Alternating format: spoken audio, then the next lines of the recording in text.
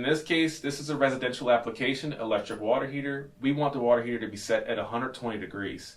120 degrees is a safe limit at the tap being whatever you're dispensing the water at, whether it be a tub faucet or a kitchen sink faucet. Now, this is going to completely depend on your type of layout. Some of you might have more complicated plumbing systems that require a higher temperature of water to work properly. Most commercial applications, most times the water heater is actually set at a higher limit, but then they also have a bunch of other mechanical adapters and stuff like that to temper the water where it's safe.